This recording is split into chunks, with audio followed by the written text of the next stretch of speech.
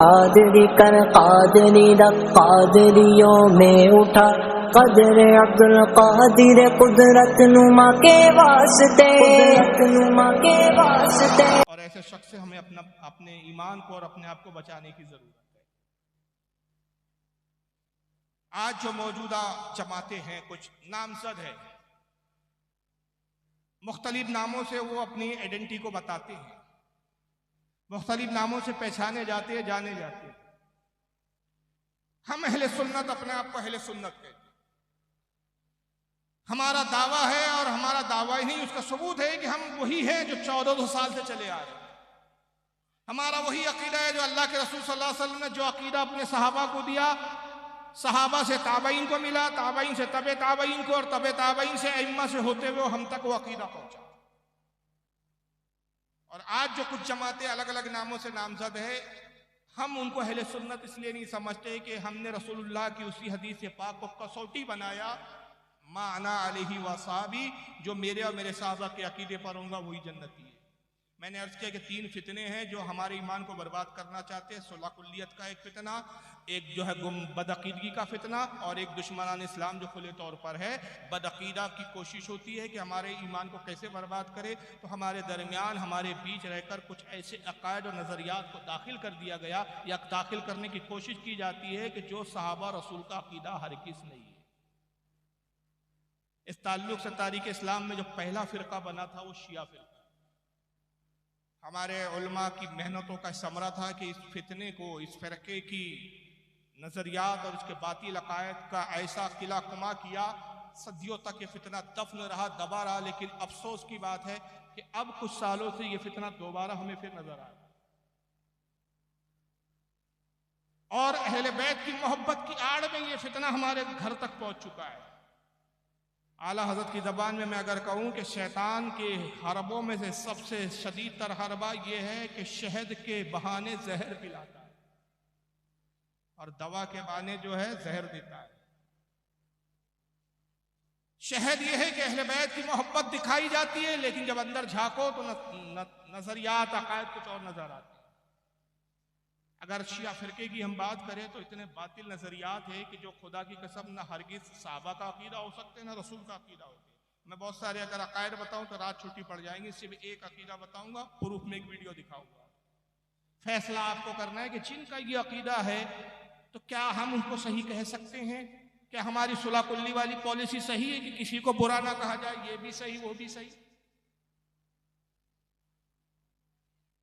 एक अकीदा मैं ये बता रहा हूं कि आप सब जानते हैं कुरान अजीम कितने पारे हैं?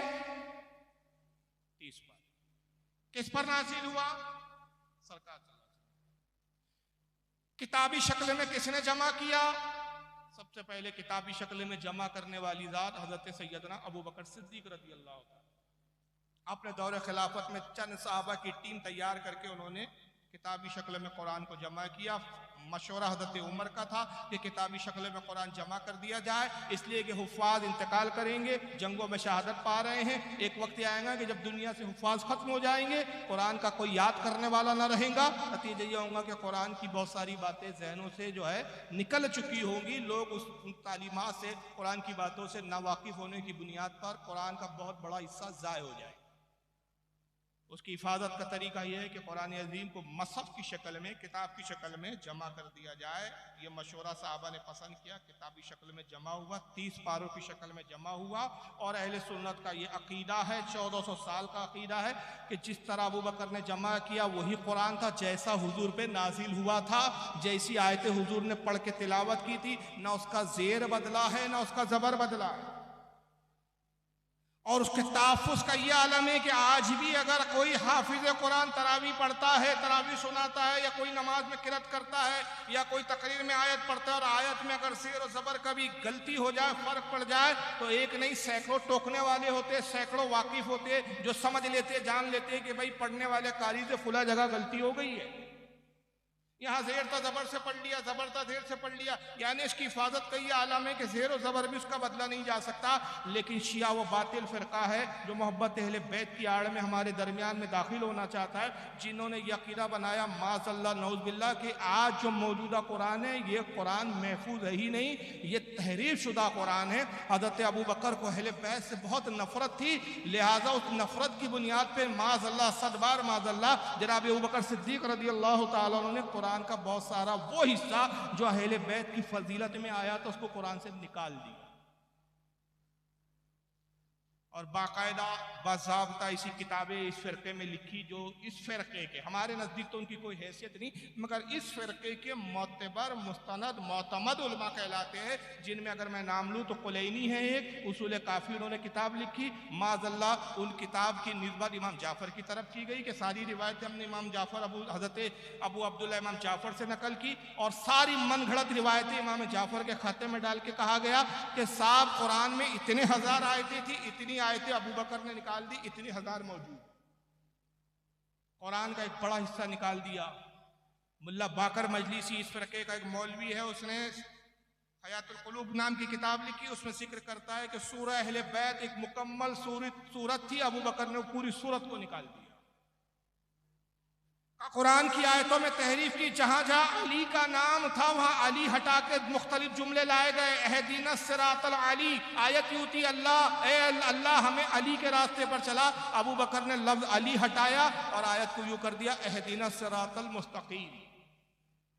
मुस्तकीम नहीं था, वहां अली था। का फसलू अहल ज़िक्र इन कुंतुम ला तालमून, ये आयत अबू बकर ने बदली, आयत यूं थी फसलू अलीगिन ला तालमून, अली से पूछो अगर तुमको इल्म ना हो, अली हटा के अहल ज़िक्र कर दिया।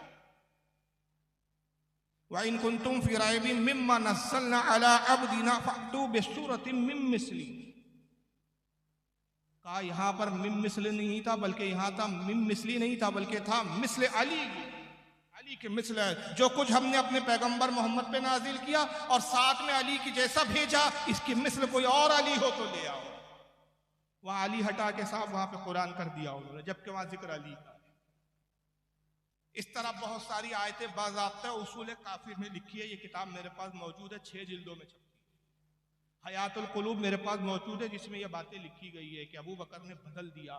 फिर कहा गया कि जब अबू बकर बदल रहे थे तब सवाल होता है भाई अली क्या कर रहे थे उस वक्त?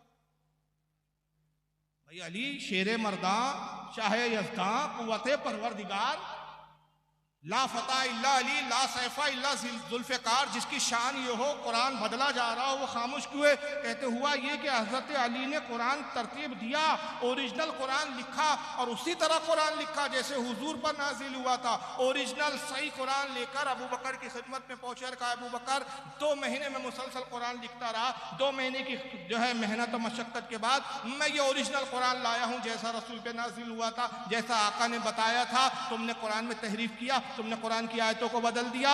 ये कुरान है ओरिजिनल, इसको रायज करो, इसके नुस्खों को बनाओ और इन नुस्खों को मुसलमानों में आम करो। तो हज़रत अबू बकर और उमर ने कहा हमारे लिए जो हमने कुरान लिखा यही काफी है। तो अली को जलाल आया और उस कुरान को लेकर आपने हवा में हाथ लहराया और हाथ लहरा के कहा देख रहे हो ऐ लोगो, या नास ऐ लोगो, इस कुरान को देख रहे हो, देख लो देख लो, अब कयामत तक तुम इस कुरान को देख ना सकोगे। आखिरी बार इस ओरिजिनल असली कुरान का दीदार कर लो। फिर उसके बाद हज़रत अली आए, अपने बेटे हसन को कुरान दिया, कहा बेटा हसन ये कुरान अपने वसी के अलावा, अपने वारिस के अलावा किसी को ना देना, किसी को ना दिखाना। तो इमाम हसन ने इमाम हुसैन को कुरान दे दिया। इमाम हुसैन ने वही वसीयत की फिर अपने बाद वालों को, उन्होंने इमाम ज़ैनुल आबदीन को दे दिया, इमाम ज़ैनुल आबदीन ने इमाम बाकिर को दे दिया, इमाम बाकिर ने इमाम जाफर को दे दिया, उन्होंने हज़रत इमाम मूसा कासिम को दे दिया, उन्होंने हज़रत इमाम नकी अली को दे दिया, उन्होंने हज़रत इमाम अली सकी को दे दिया, उन्होंने हज़रत इमाम जवाद को दे दिया, उन्होंने हज़रत इमाम हसन अस्करी को दे दिया, उन्होंने इमाम मेहदी को दिया। इमाम मेहदी लेकर वो कुरान लेकर गायब हो गए, कयामत के दिन ओरिजिनल कुरान लेकर आएंगे। तो आपके और हमारे घर में जो कुरान है वो कौन सा है? डुप्लीकेट। जिनका ये अकीदा हो, क्या हमारी सुलह कुल्लियत इतनी नीच हो गई है, इतनी गिर गई है कि हम इनको भी कहे कि ये भी सही है, किसी को बुरा ना कहो। जो हमारी कुरान, हमारी किताब, अल्लाह की किताबों को ही सही मानने के लिए तैयार नहीं। आप कहेंगे फारूक साहब हम कैसे यकीन कर ले, आपने नाम लिए किताबों के, इन किताबों के तो नाम भी नहीं सुने हमने। उसूल काफी पहली बार सुन रहे हैं, हयातुल कुलूब हम पहली बार सुन रहे हैं, नासिकुत तवारीख की किताब हम पहली बार सुन रहे हैं, बहुत सारी किताबों के आप नाम और भी ले ले, हम तो सब पहली बार सुन रहे, कैसे यकीन करें। तो मेरे प्रोग्राम की खासियत यही होती है कि मैं किताबों के साथ साथ कुछ बोलते हुए चेहरे भी दिखा देता हूं, ताकि यकीन हो जाए। साउंड चालू रहे इसका भाई लैपटॉप का। अभी हाल ही में पाकिस्तान के एक साहब, जिंदा है मुर्दा नहीं है, मैं जिंदों को ही दिखाता हूं। इनका नाम है जनाब मौलवी शब्बीर हसन मीसम। पाकिस्तान की शिया अहले तशय्यो की एक बहुत बड़ी तंजीम है जिसका नाम है अज़हरा अकेडमी, उसके चीफ है, ईरान से इनके रवाबित और ताल्लुकात है। ये छोटी मोटी हस्ती नहीं है। हमारे पड़ोसी मुल्क पाकिस्तान में अहले तशय्यो के बहुत बड़े आलिम माने जाते हैं। ये तकरीर में दावा करते हैं कि मुबारक हो शियो, वो कुरान जो गायब हो गया था वो हमें मिल गया। और कितने नुस्खे मिले? 4 नुस्खे मिले। जरा सुनिए क्या कहते हैं जनाब। इसका साउंड वाले कहाँ है? इसका साउंड चालू कीजिए, लैपटॉप का साउंड दीजिए भाई।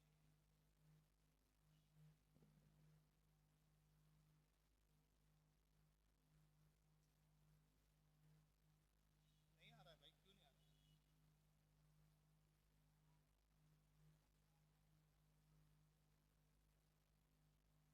क्या प्रॉब्लम है भाई?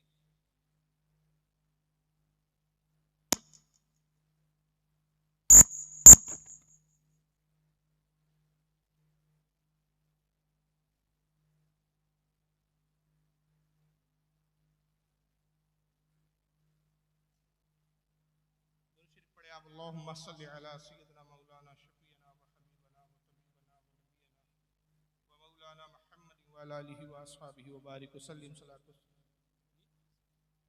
नहीं आएंगे, उसका साउंड बहुत कम है ना के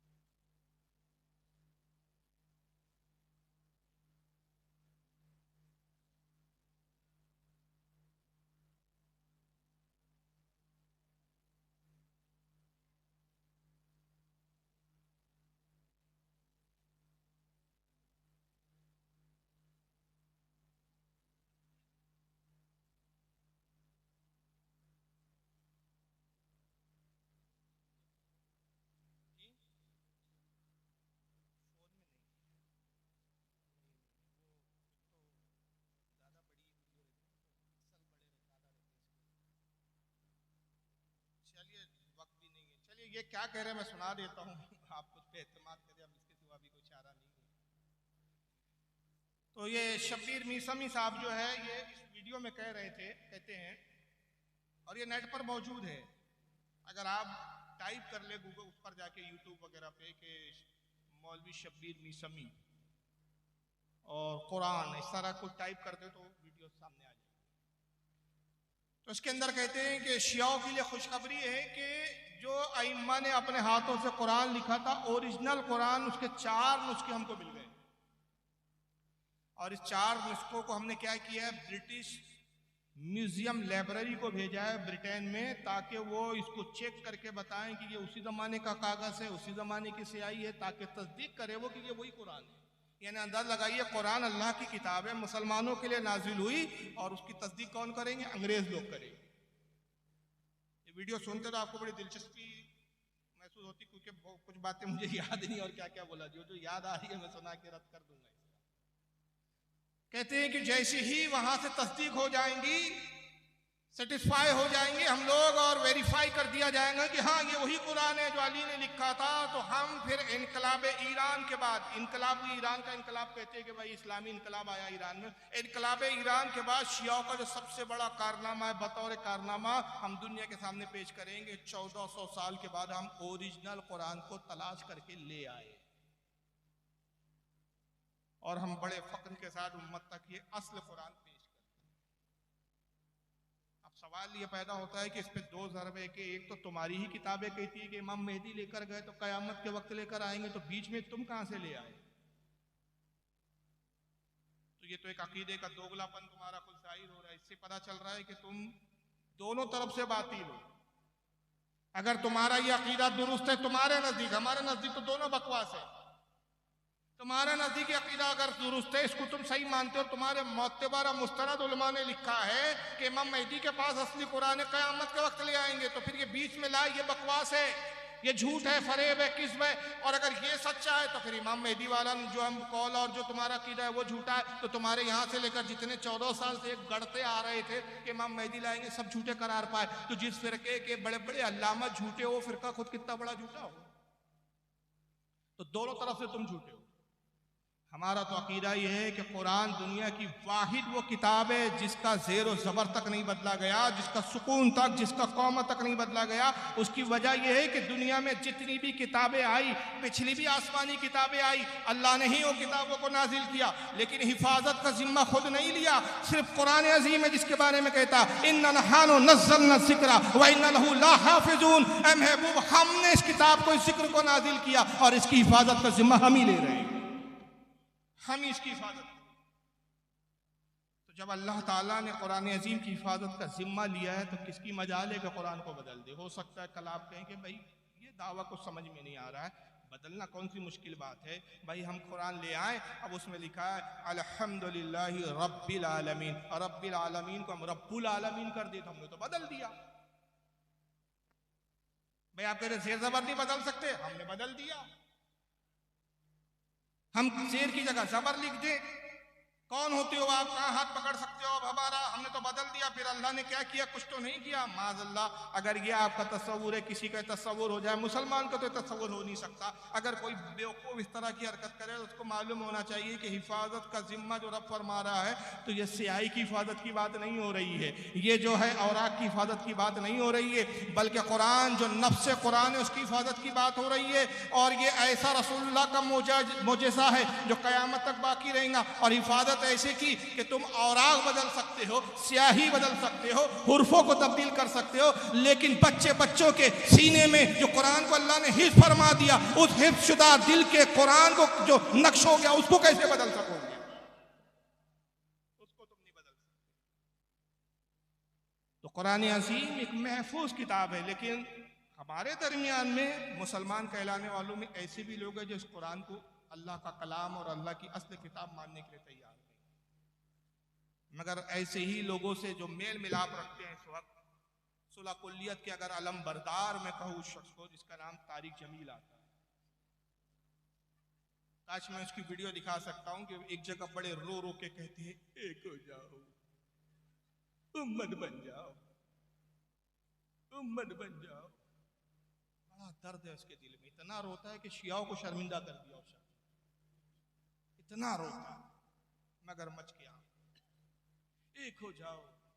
बरेलियों ने देवबंदियों को कहा काफिर, देवबंदियों ने बरेली को कहा काफिर, शियाओं ने सुन्नी को कहा काफिर, सुन्नियों ने शियाओं को कहा काफिर। फिर जन्नत में कौन जाएगा?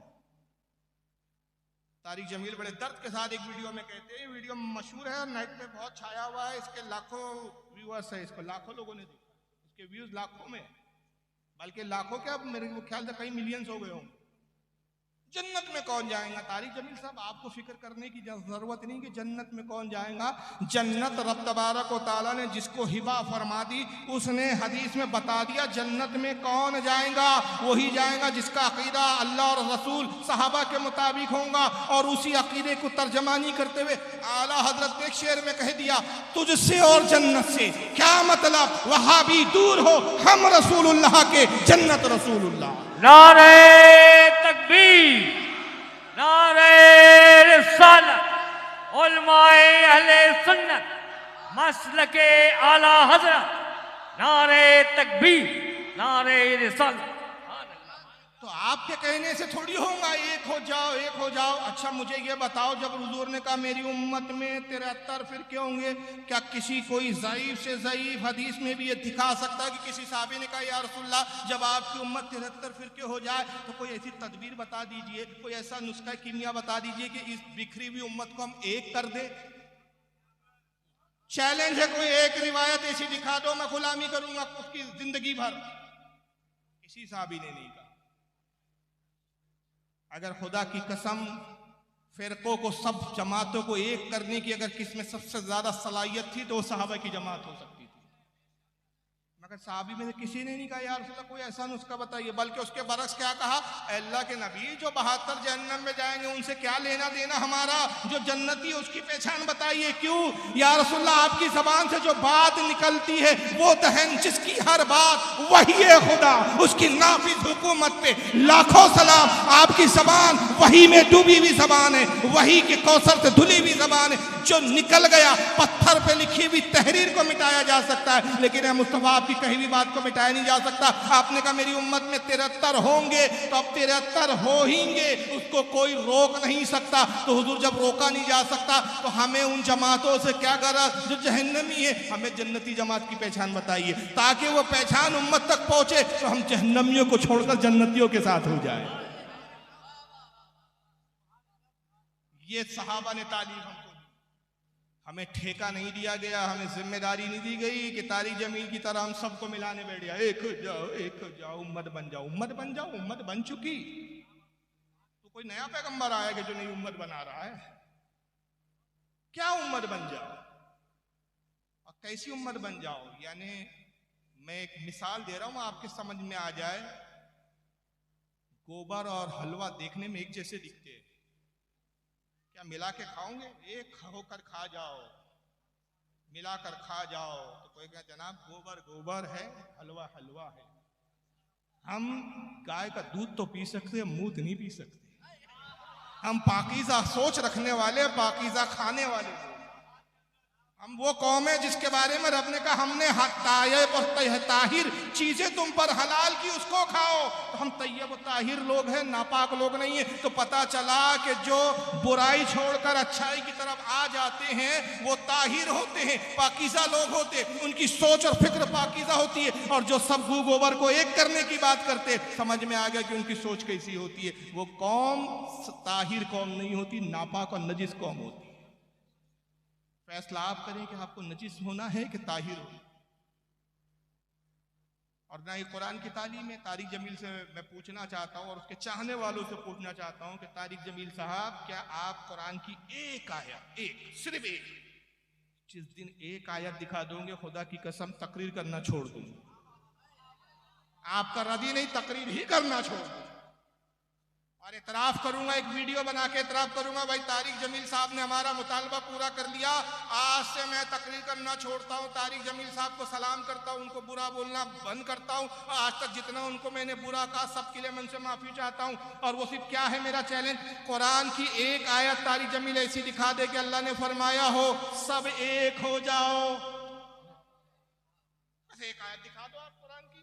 हमें ये तो नहीं मिलता कुरान में, उसके बरक्स क्या मिलता है, वला तलबिसुल हक्का बिल बातिली व तक्तुमुल हक्का ला अंतुम तालमून। अल्लाह फरमाता है हक और बातिल को आपस में ना मिलाओ, हक और बातिल को आपस में ना मिलाओ, और दीदा दानिस्ता जानते हुए समझते हुए हक को ना छुपाओ। कुरान तो कहता है कि हक और बातिल कभी एक हो ही नहीं सकते, रात और दिन एक नहीं हो सकते। कुफ्र और इस्लाम एक नहीं हो सकते। और फिर सुलह कुल्लियत के लिए तालीम ये दी जाती है। अल्लाह फरमाता है इस्लाम में आए हो तो पूरी पूरी तरह इस्लाम में आए, कुछ ये भी ठीक कुछ वो भी ठीक नहीं। अब सवाल ये पैदा होता है कि फिर हमारा इनसे इख्तिलाफ क्या है। तो मेरे बाद इंशाअल्लाह वो मौजू हज़रत अल्लामा मौलाना हाफिज एहसान साहब किबला को दिया गया है, वो बताएंगे कि किन किताबों की बुनियाद पर हमारा इनसे इख्तिलाफ हुआ और मुसलमान कहलाने वाले ही दो ग्रोह में बढ़ गए, एक बातिल की तरफ चले गए, आज एक अब भी हक पर है और इंशाअल्लाह क़यामत तक हक पे रहेंगे, वो हम। लेकिन बतौर तमसील सिर्फ एक मिसाल में दे के गुजरूंगा। तहज़ुरुन नास नाम की किताब लिखी गई, हिफ्ज़ुल ईमान भी लिखी गई, इंशाअल्लाह मेरे बाद के खिताब में वो जिक्र आएगा शायद। बराइनुल क़ातिया लिखी गई और भी किताबें लिखी गई, तक़वियतुल ईमान लिखी गई, फतावा रशीदिया लिखी गई। सारी किताबें यहाँ मौजूद है। जो हवाले दिए जाएंगे दिए जा रहे हैं, हर हवाला दिखाने की जिम्मेदारी को। तहज़ुरुन नास में मौलवी कासिम नानतवी दारुल उलूम के देवबंद के बानी कहे जाते हैं नहीं, जुमलों पे गौर किया करें। सहारनपुर में जो इस जमात का सबसे बड़ा इदारा मदरसा, उसके क्या कहे जाते हैं? बानी, जबकि बानी है नहीं है, गाजिब है। एक लंबी तारीख है, उसका बानी कोई और था, बाकायदा उस पर किताबें मौजूद है। एक लंबी गुफ्तगू हो जाएगी, मेरा मौजू आज वो है नहीं। पता नहीं उन्हें क्या सूझी, किसी ने उनसे एक सवाल किया। हज़रत अब्दुल्लाह इब्न अब्बास का एक असर है, असर कहते हैं जो सहाबी जिसको रिवायत करे और वो रसूल से मनकुल ना हो, हदीस मौकूफ भी कहते हैं उसको, कि 7 ज़मीन है, 7 ज़मीनों में 7 अंबिया है, 7 आसमान है, 7 आसमानों में 7 अंबिया है। तो हुजूर के ज़माने में 7 ज़मीनों में 7 रसूल है, आसमानों में 7 रसूल है, हमारी ज़मीन के ऊपर है कि कुल 15 नबी है। सीधा सा जवाब ये था, इस हदीस पे सवाल किया, मुहद्दिसीन ने इस हदीस को मौजू और झूठा करार दिया और मुहद्दिसीन ने फरमाया कि अब्दुल्लाह इब्न अब्बास से ये असर साबित ही नहीं। रावियों पे बहस की। अब अगर इनको जनाब को अस्मा और रिजाल पे नजर नहीं थी, अगर कासिम नानतवी साहब की, तो कम से कम इतना जवाब देते कि भाई ये अकीदा अहले सुन्नत नहीं है, हमारा अकीदा कुरान के ऊपर है और कुरान से अगर कोई बात टकरा जाए तो उसको छोड़ दी जाती है। फिर ये हदीस भी नहीं है, मरफू भी नहीं है, अब्दुल्लाह इब्न अब्बास का असर है और कुरान और हदीस से सही हदीस अगर टकरा रहा है, इसको हम नहीं मानते। लेकिन जनाब वहाँ पता नहीं क्या सूझी, मुहक्किक बन के बैठ गए। उन्होंने कहा कि भाई देखो ऐसा है, हुजूर सल्लल्लाहु अलैहि वसल्लम का जो खातमुन नबीन होना है, अगर हुजूर के ज़माने में 15 नबी भी मान लिया जाए तब भी हुजूर की खातमियत में फ़र्क नहीं आता। हर ज़मीन में हुजूर की तरह नबी माने जा सकते हैं। आदम के ज़माने में 15 आदम थे, शीश अलैहिस्सलाम के ज़माने में शीश थे, नूह अलैहिस्सलाम के ज़माने में 15 नूह थे। हर ज़माने में हर नबी आया, उसके जैसे और नबी भी हर 7 ज़मीन और 7 आसमान के तबकों में रहे। तो कासिम नानतवी फिर यहाँ बड़े इल्म भगारने बैठ गए और कहा कि देखिए साहब, ऐसा है कि जो कुरान अजीम में हुजूर की खातमत का जिक्र आया, तो कुरान अजीम ने कहा मा काना मुहम्मदुन अबा अहदिम मिन रिजालिकुम वलाकिन रसूलुल्लाहि व खातमुन नबिय्यीन, क्या लोगों मोहम्मद तुम्हारे मर्दों में से किसी के बाप नहीं है, बल्कि वो अल्लाह के रसूल है और नबियों में सबसे आखिर है। हुजूर के बाद अब कोई आखिर नबी नहीं आएगा। सरकार की मुतवातिर हद तवातुर को पहुंची हुई हदीस, सही उल इस्नाद हदीस, किसी ने इख्तिलाफ नहीं किया। इजमा इस हदीस पे आका ने एक बार नहीं, 2 बार नहीं, 12 का ला नबी आबादी, ला नबी आबादी, मेरे बाद कोई नबी नहीं, अना खातमुन नबीन, मैं आखिरी नबी हूं। कहा ये जो खातमुन नबीन के मायने हैं, ये नहीं है कि हुजूर आखिरी में आए जमाने में, मर्तबे के एतबार से आप खातमुन नबीन है, कि जिस लेवल के आप हैं, जो मर्तबा मकाम अल्लाह ने आपको अता किया, बस वो मकाम आप पर ख़त्म, वो मर्तबा आप पे ख़त्म। आपके बाद भी नबी आ सकता है, ये अलग बात है कि वो अक्सी नबी होगा, ज़िल्ली नबी होगा, आपका नायब होगा, मकाम और मर्तबे में आपके बराबर नहीं होगा। हुजूर के बाद भी अगर कोई नबी आए तो हुजूर की खातमियत में फ़र्क नहीं आ सकता, माअज़ल्लाह। क्या आप ये मानते हैं कि हुजूर के बाद कोई नबी आएगा? और ये अकीदा क्या मुसलमानों का अकीदा हो सकता है, इस्लाम का अकीदा हो सकता है? सरी कुफरी अकीदा। भाई जिस हदीस का मैंने टुकड़ा पढ़ा ना, ये ला नबी आबादी, मेरे बाद नबी नहीं, उसका पहला टुकड़ा क्या है, किससे कहा था? हज़रत उमर से कहा, मेरे बाद अगर कोई नबी हो सकता था तो वो उमर इब्ने खत्ताब हो सकते थे। हजरत उमर जैसा नबी नहीं हो सकता था, तो आज कोई कितना ही बड़ा वक्त का वली कामिल हो, कितना ही बड़ा आलिम फाजिल हो, एक सहाबी के बराबर नहीं हो सकता। तो हजरत उमर तो उससे बुलंद है। तो जब हजरत उमर ना हो सके तो आज पैदा होने वाला कोई नबी कैसे हो सकता है? लेकिन हुआ क्या कि किताब असल में लिखने की जरूरत क्यों पेश आई कासिम नानातवी? उसका भी एक थोड़ा सा पस मंजर है कि कासिम नानातवी साहब की एक सवाने हयात है जिसका नाम है सवाने कासमी। उसकी पहली जिल्द है और उसके लिखने वाले मनाजिर हसन गीलानी है जो उनके खलीफा मुरीद और उनके शागिर्द थे। उन्होंने उनके हालात की ज़िंदगी पे लिखी, कहा कि मौलाना कासिम नानातवी बचपन में ये ख्वाब देखा करते थे कि वो अल्लाह की गोद में बैठे हुए।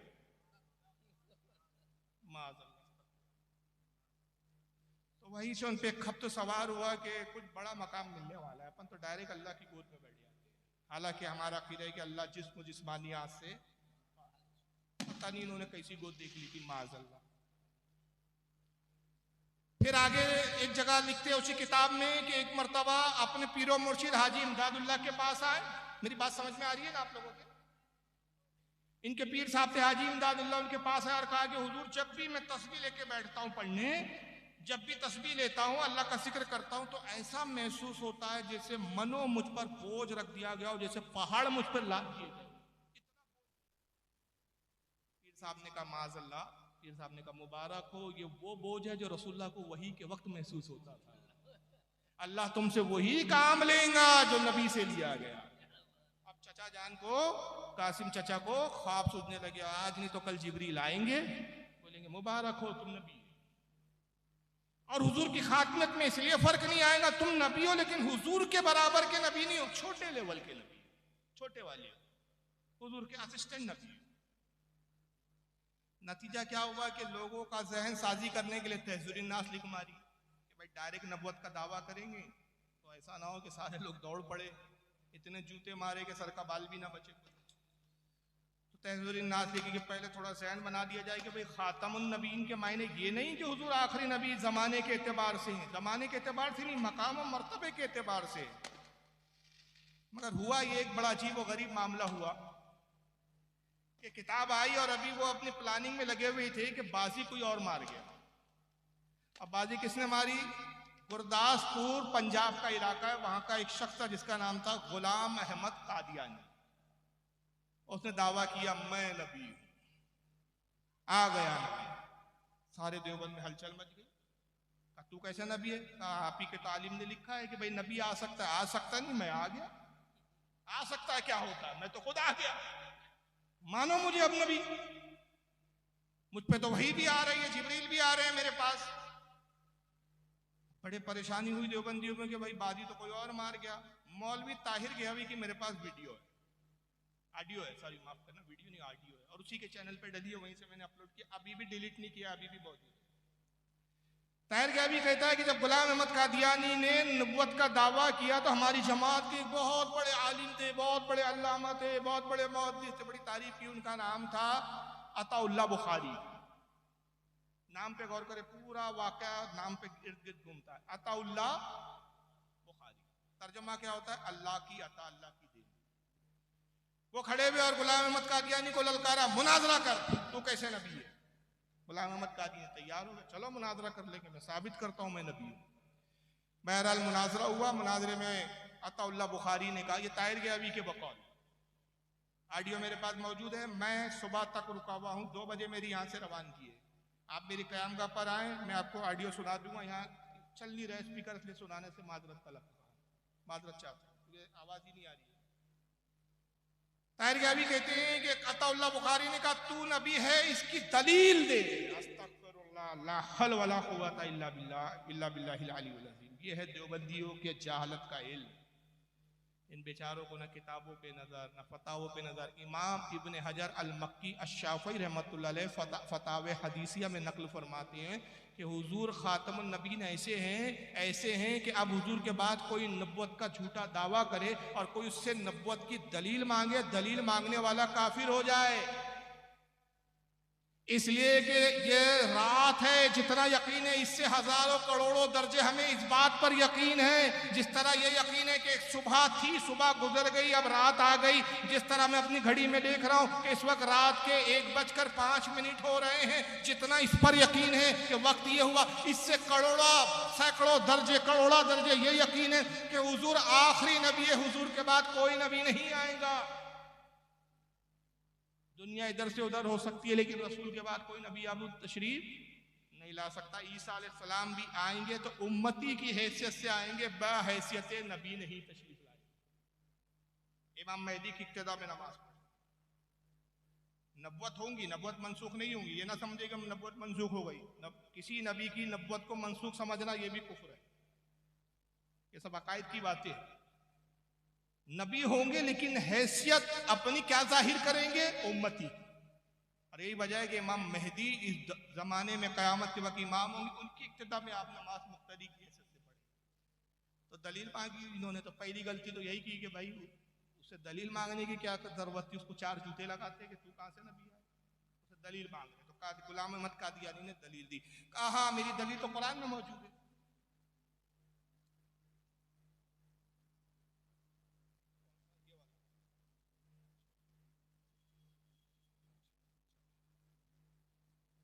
तो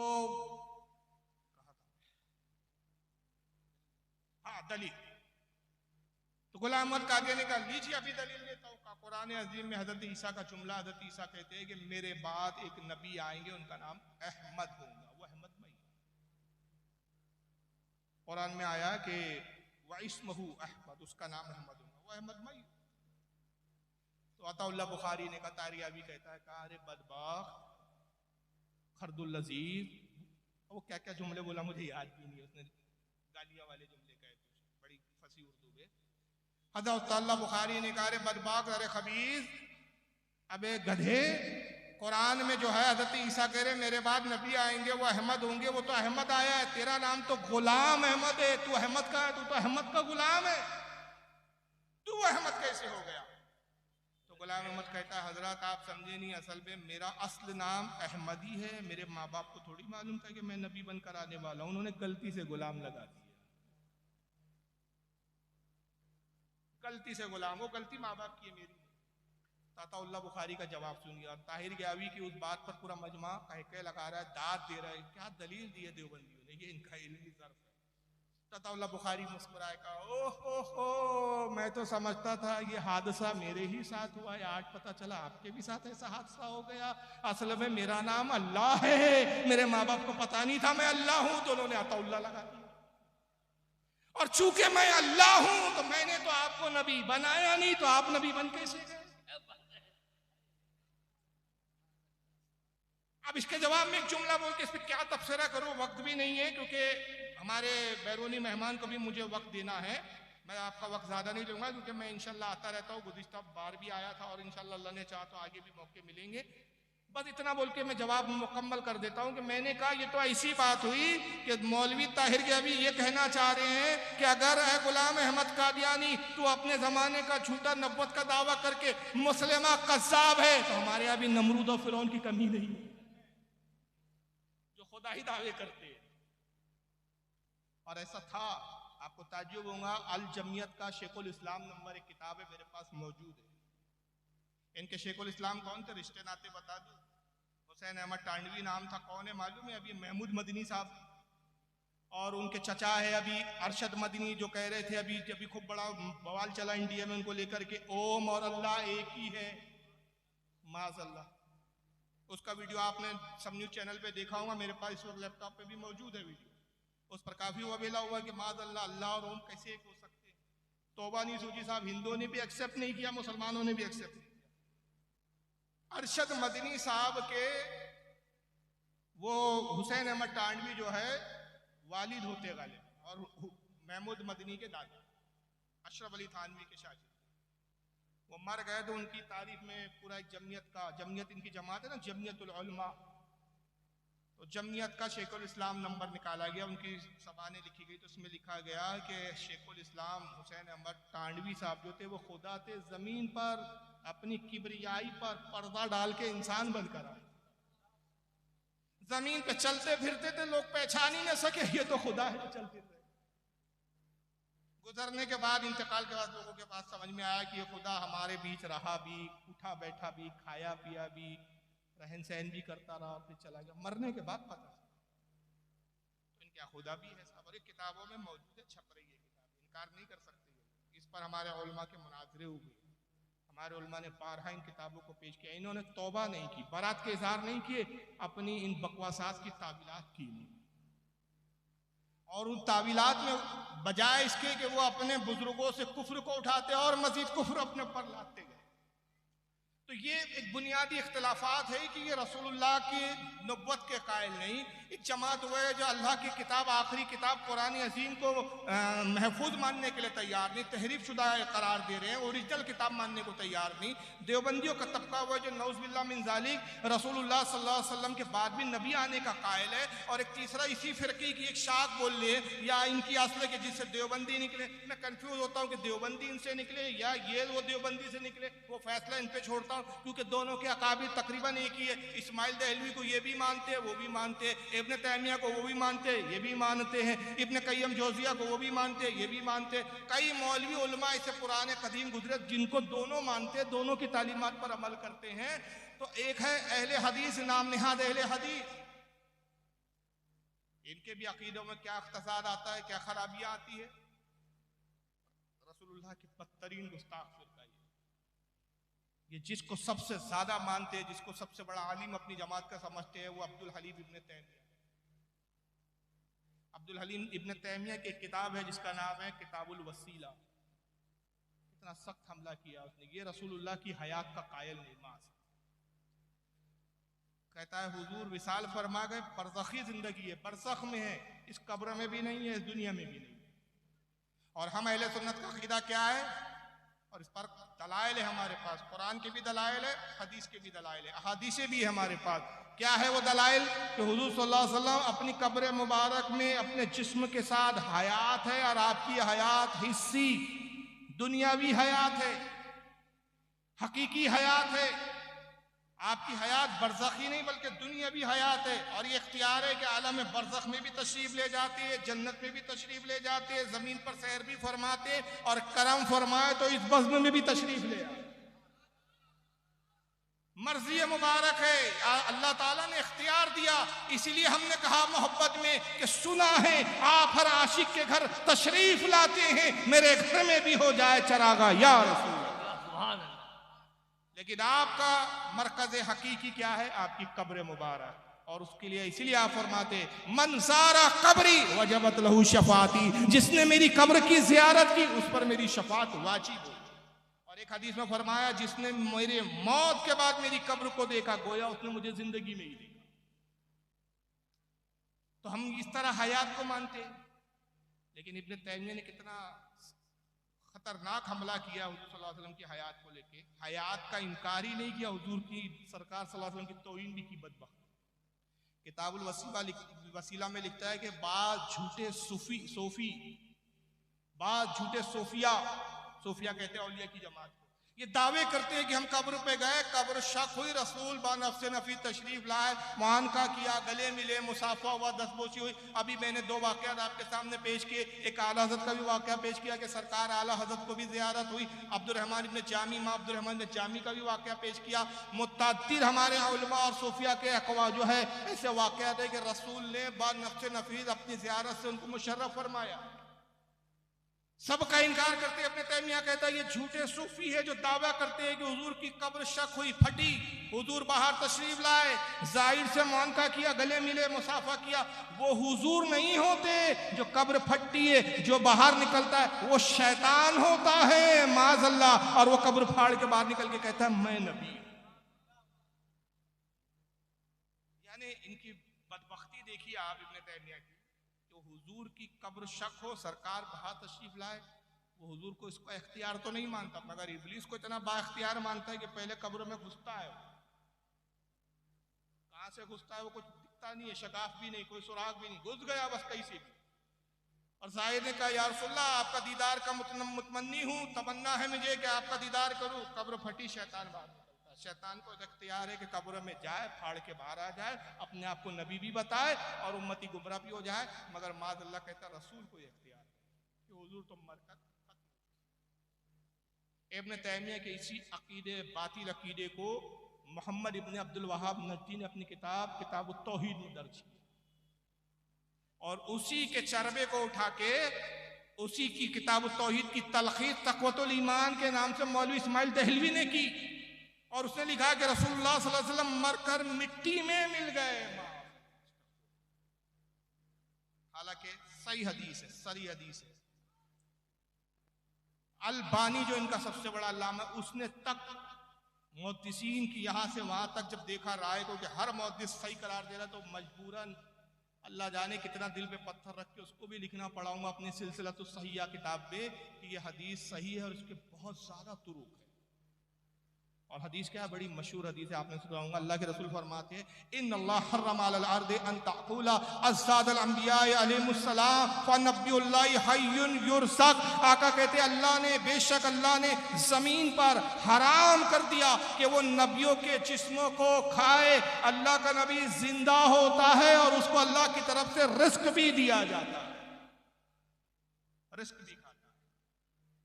और यही आला हज़रत का हमारे कमाल है कि अकीदे हदीस को, अकीदे कुरान को, अकीदे सहाबा को, अकीदे रसूल को अशारों में दो जुमलों में जमा कर देते हैं। तू जिंदा है वल्लाह, तू जिंदा है वल्लाह, मेरी चश्मे आलम से छुप जाने वाले।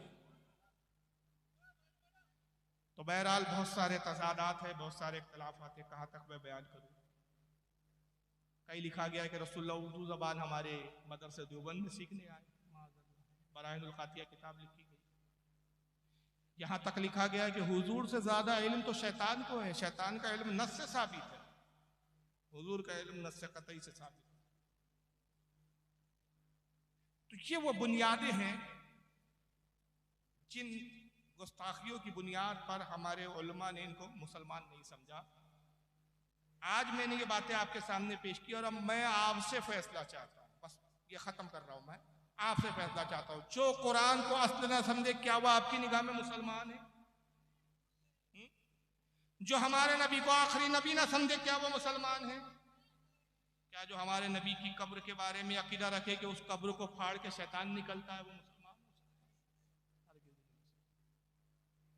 तो इख्तलाफ कुफ्र और ईमान का है, प्रॉपर्टी का इख्तलाफ नहीं है, बिजनेस का इख्तलाफ नहीं है, लेन देन का इख्तलाफ नहीं है, रिश्तेदारी में इख्तलाफ नहीं है, अकीदे का। और ये अकीदा ही है जो सलामत है तो जन्नत में जाना है, रसूल की बारगाह में सुरखुई है, खुशनुदी है, अल्लाह की खुशनुदी है, कामयाबी है। और अगर अकीदे में ही बिगाड़ है तो याद रख लीजिए, आप कितनी ही नमाजें पढ़ ले, कोई नमाज कबूल नहीं होगी। इब्लीस से बड़े आप आबिद नहीं हो सकते। उलमा ने लिखा कि 90 लाख, बाद में 90 करोड़ तक लिखा है, 90 लाख पे तो ज्यादा इत्तेफाक है कि 90 लाख साल उसने अल्लाह को सजदा किया, मगर मरदूद हो गया, शैतान लाईल हो गया, धुतकारा हो गया, खबीस हो गया। क्यों? नबी की ताज़ीम की। किस नबी की ताज़ीम नहीं की? जनाबे आदम अलैहिस्सलाम की ताज़ीम नहीं की। तो जब आदम की ताज़ीम ना करने की बुनियाद पर 90 लाख साल की इबादत तबाह हो जाती है, तो जो रसूलुल्लाह की ताज़ीम ना करे तो ये 60 साल की इबादत क्या काम है? ये 70 साल की इबादत पे क्या नाश किया जाए? तो असल हकीकी ईमान है रसूलुल्लाह की मोहब्बत। और जब हुजूर से अगर सच्ची मोहब्बत है तो हुजूर का फिर कोई भी गुस्ताख हो, हम उससे फिर सुलूक नहीं कर सकते, मजहबी सुलूक नहीं रख सकते, दीनी मामलात हम उससे नहीं कर सकते। ना उसकी हम नमाज जनाजा पढ़ेंगे, ना उसके पीछे नमाज पढ़ेंगे। तिरमिज़ी शरीफ की हदीस है कि एक जनाजा हुजूर की बारगाह में लाया गया, जामे तिरमिज़ी में हदीस है, सियाह सित्ता में आती है। कहा गया या रसूलल्लाह फुला इब्ने फुला मर गया, आप नमाज जनाजा पढ़ा दें। सरकार ने कहा मैं इसकी नमाज जनाजा नहीं पढ़ाऊंगा। साहबा मुताज्जिब अर्ज़ किया या रसूलल्लाह आज तक आपने किसी जनाजे के बारे में ये नहीं कहा। जो भी जनाजा लाया गया, आपने नमाज पढ़ाई सरकार, आप पहली बार, ये पहला मौका आया है हमारी निगाहों के सामने, आप फरमा रहे हैं मैं इसकी नमाज जनाजा नहीं पढ़ाऊंगा। हुजूर इसकी वजह, इसका सबब क्या है? आका ने फरमाया इसलिए कि ये मेरे उस्मान से बुग़्ज़ रखता है, लिहाजा अल्लाह भी इसको नापसंद फरमाता है। तो हदीस से पता चला जो उस्मान गनी से नफरत करे, जो उस्मान गनी से मोहब्बत न करे, उनसे हसद और बुग़्ज़ रखे, उसकी नमाज जनाजा आका नहीं पढ़ते। जो हमारे नबी का गुस्ताख हो उसकी नमाज जनाजा हम कैसे पढ़ें? अगर हम चंद सिक्कों की खातिर इस तरह कर रहे हैं तो खुदा की कसम फिर हमारे ईमान की कोई वैल्यू नहीं रही। हमने चंद सिक्कों के एवज अपने ईमान को बर्बाद कर दिया। क़यामत के दिन कुछ नहीं मिलने वाला, तुम्हारे सिर्फ जहन्नम का तौक पहनाया जाएगा और कहा जाएगा जो तूने हासिल करना चाहता दुनिया में तुझे दे दिया। अब या तो आप गैरों की बदअकीदों की नमाज जनाजा पढ़ाते रहिए और दुनिया हासिल करते रहिए और आखिरत का खसारा उठाइए, या ये कि यहाँ सख्त हो जाइए, यहाँ जो है मुतसल्लिफ सुन्नी बन जाइए, मजबूत सुन्नी बन जाइए और नबी की मोहब्बत में अपने आप को इतना सरशार कर लीजिए कि अगर खुदा ना खास्ता बाप बदअकीदा हो जाए तो वह हमारा नहीं, बेटा बदअकीदा हो जाए तो हमारा नहीं। इसलिए कि जितने रिश्ते हैं ईमान की बुनियाद पर है, ईमान है तो सारे रिश्ते कायम है, और ईमान नहीं तो कोई रिश्ता मौजूद नहीं। और ये मैं नहीं कहता, आका की हदीस है, सरकार ने कहा ला युमिनु अहदुकुम हत्ता कुना हब्बा इलैहि मिन वालिदिही व वलदिही वन्नास अजमईन। आका ने कहा तुम में से उस वक्त तक कोई मोमिन हो ही नहीं सकता जब तक अपने माँ बाप से ज्यादा, अपनी औलाद से ज्यादा, अपने अजीज व अकारिब से ज्यादा, वन्नास अजमईन, दुनिया के तमाम लोगों से ज्यादा जब तक मुझसे मोहब्बत न करे वो मोमिन हो ही नहीं सकता। तो बाप से ज्यादा मोहब्बत सरकार की चाहिए, माँ से ज्यादा मोहब्बत सरकार की चाहिए। पहले मोहब्बत रसूल है, बाद में बाप। पहले मोहब्बत रसूल है, फिर माँ है। मोहब्बत रसूल है तो माँ का रिश्ता भी बरकरार है, मोहब्बत रसूल है तो बाप का रिश्ता भी बरकरार है। और खुदा ना खास्ता यहाँ पर जरा सी भी लचक है तो फिर बाप बाप नहीं है, बेटा बेटा नहीं है, माँ माँ नहीं। और सहाबा इकराम ने जंग के बद्र में ये दिखा दिया। हजरत अबू उबैदा इब्न जर्रा ने अपने बाप जर्रा को ग़ज़वे ओहद में कत्ल किया, सगे बाप को कत्ल किया। हजरत उमर फारूक ने अपने मामू को कत्ल किया, मामू कुफ्र की हालत में था। हजरत अली ने अपने एक मामू को कत्ल किया। और जिगर सहाबा जिनके तारीख में वाक़यात आते, उन्होंने अपने अजीज़ व अकारिब को अपने हाथों से कत्ल किया। पूछने वालों ने पूछा है सहाबा की जमात ये कैसा मजहब है, ये कौन सा इस्लाम ले आए हो कि बाप बेटे को कत्ल कर रहा है, बेटा बाप को कत्ल कर रहा है? तो सहाबा ने कहा हमने रसूल से मोहब्बत का रिश्ता ऐसा मजबूत जोड़ लिया है कि इस रिश्ते को क़यामत तक बरकरार रखने के लिए आज हम हर रिश्ते को काटने के लिए तैयार। यही असल रिश्ता है। कब्र में बाप नहीं आएंगे, रसूल काम आएंगे। कब्र में माँ नहीं आएंगी, आखिरत में शफात करने माँ नहीं आएंगी, बल्कि यहाँ तक होगा कि हर कोई नफ्सी नफ्सी कहेगा। बेटा माँ के पास जाएगा, कहेगा अम्मी जान एक नेकी की जरूरत है, एक नेकी कम पड़ गई है। मुझसे कहा गया है कि अगर तू किसी से एक नेकी ले आ तो तेरे नामे अमाल में नेकी का पल्ला वज़नी हो जाए, तुझे बख्श दिया जाए। ऐ माँ तू मुझे दूध पिलाती थी, ऐ मेरी माँ तू रातों में बिस्तर अगर गीला हो जाए तो खुद गीले में सोकर मुझे सूखे पे सुलाती थी, मेरी एक हल्की चोट पे तू तड़प जाती थी। ऐ माँ तू मुझ पर शफीक थी, मेहरबान थी। आज मैं तेरा बेटा एक नेकी के लिए तरस रहा हूँ, अपनी नेकी में से सिर्फ एक नेकी दे दे। तो माँ कहेंगी नफ्सी नफ्सी नफ्सी नफ्सी। बेटा आज तो मुझे अपनी पड़ी हुई। माँ तो छोड़ो, उस वक्त हदीस में आता है कि पैगंबर के पास जब उम्मतें जाएंगी, अय आदम आप हमारे बाप है, हमारी शफात करो। नफ्सी नफ्सी इज़हबू इला गैरी, जाओ किसी और के पास जाओ, आज तो मुझे अपनी फिक्र पड़ी है। कौम हजरत नूह के पास जाएंगी, नफ्सी नफ्सी इज़हबू इला गैरी।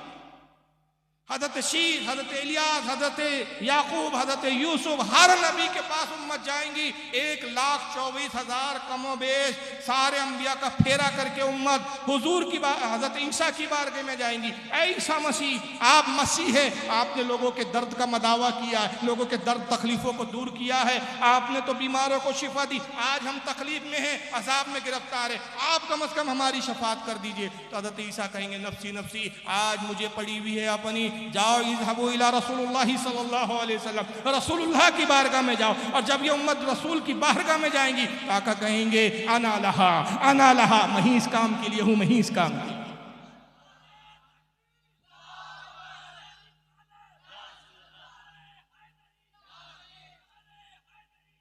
तो जो जात कयामत में आना अल्लाह का मुद्दा सुना के अपनी तरफ बुला रही है। आज हम उस जात के गुस्ताखों से दोस्ती करने को पसंद कर रहे हैं और फिर हम समझते हैं मुसलमान हैं। तो आज सबसे बड़ा मर्ज की सुलह कुल्लियत है और यही वो सबब है सुलह कुल्लियत। ये भी ठीक वो भी ठीक कि अल्लाह ताला ऐसा नाराज हुआ हमसे, ऐसा नाराज हुआ कि वो कौम जिनको न खाने का सलीका है न बात करने का सलीका है, मुंह खोले तो झूठ बोले, खाएं तो नापाक चीजें खाएं, कोई वकार नहीं, कोई बेस नहीं। मैं क्या बोलूं यार, आजकल सियासी हालत में बोलना भी तो दुश्वार हो गया। इशारे कर रहा हूं मैं, आप इशारा समझ ले। वो जो कभी नहाते नहीं थे, हिमालय की चोटी पर गंदे रहने वाली कौम, जिनका कोई तकद्दुस नहीं, न जिस चीजें जिनकी ग़िज़ाएं बनी हुई हो, आज वो कौम हम पर राज कर रही है। वजह हमारी बदअमली है। खुदा के वास्ते अपने आप को मजबूत करो। किसी शायर ने कहा कि वो क्या शेर है कि ये सरासर संग हो जाए या मोम हो जाए। पहला मिसरा क्या है? दो रंगी छोड़ दे यकरंगी हो, दो रंगी छोड़ दे यकरंगी हो जा, या सरासर संग या सरासर मोम हो जा। इधर भी ठीक उधर भी ठीक नहीं। और इसकी मिसाल बहुत सख्त दी अल्लाह के नबी ने, फरमाया दोगले की मिसाल, जो इधर भी ठीक उधर भी ठीक। सही मुस्लिम की हदीस है, उसकी मिसाल उस बकरी की मांदी दे कि बकरों के इस रेवड़ में भी जाती है, फिर बकरों के उस रेवड़ में भी जाती है, और जब बच्चा लाती है, हामला होती है, तो खुद उसको ही पता नहीं होता कि हमल कहां से लाई। ये इस तरह की मिसाल दी है बीच के आदमी की। बीच का आदमी ठीक नहीं होता। मजबूती इख्तियार कीजिए। जान पर आ जाए जान दे दीजिए, मगर अपने अकीदे को मत बदलिए। अकीदा ही असल है। जिंदगी कितने दिन की है यार? अगर हमने इस जिंदगी में दोगलापना करके, सुलह कुल्लियत इख्तियार करके कुछ दौलत कमा ली, कुछ लोगों को राजी भी कर लिया, कितने दिन? 60 साल 70 साल 75 साल, बहुत बहुत तीर मार लिया। 60-65 से ऊपर आदमी जा नहीं रहा है, अटेक आ रहा है, चला, बहुत तीर मार लिया। 100 साल से ऊपर नहीं जी पाऊँ। फिर उसके बाद फिर वही अल्लाह की बारगाह है, फिर वही अजाब है, फिर वही सवालात है, फिर वही जवाब है। क्या जवाब दूंगा, क्या पूछूंगा? और एक गलत फहमी मैं दूर कर दूं, अक्सर हमारी कौम के लोग तकरीरों को सुनते समझते, मगर फिर शैतान क्या वसवसे डालता है। यार ठीक है, आज मौलाना साहब ने मजबूत होने के लिए कहा, आज से मैं पुख्ता अहद करता हूँ कि बदअकीदों से दूर रहूँगा, उनसे बरात का इजहार करूँगा, उनके मजहबी और दीनी मामलात में शरीक नहीं होऊंगा, उनके पीछे नमाज नहीं पढ़ूंगा, अपनी नमाज की हिफाजत करूँगा। मगर मैं देखता हूँ मेरे बस्ती के फुला मौलाना साहब तो उनकी नमाज भी पढ़ रहे हैं, उनका जनाजा भी पढ़ रहे हैं, उनके निके भी पढ़ रहे हैं। ये वो चीज़ है, वो शैतान का वसवसा है जो हमारे कौम को समझने के बावजूद भी फिसला देता है। याद रखिए, मौलवी अपना जवाब देगा, आपको अपना जवाब देगा। क़यामत में ये कहकर, खुदा की कसम, मैं अल्लाह रब्बुल इज़्ज़त की इज़्ज़त और जलाल की कसम खा के कहता हूँ, ये कहकर कोई नहीं बचेगा परवरदिगार फुला ऐसा करता था इसलिए मैंने भी किया। नहीं, हर शख्स को अपना हिसाब देना है। मुझे अपना हिसाब देना है, मेरे वालिद को अपना हिसाब देना है। मेरे वालिद से मेरे बारे में सवाल नहीं होगा, मुझसे मेरे वालिद के बारे में सवाल। तो आप अपने मुहासबा कीजिए और अपने हिसाब की तैयारी कीजिए। अल्लाह ताला आज की इस बज़्म को कबूल फरमाए और जो भी मुख्तसर वक्त में कहा बताया गया उसके अमल की तौफीक अता फरमाए। कहने बोलने में कोई लर्जिश गलती हो अपने हबीब के सदक़े में माफ़ फरमाए। वमा अलैना इल्लल बलागुल मुबीन। अस्सलामु अलैकुम व रहमतुल्लाहि तआला व बरकातुहू। हेलो।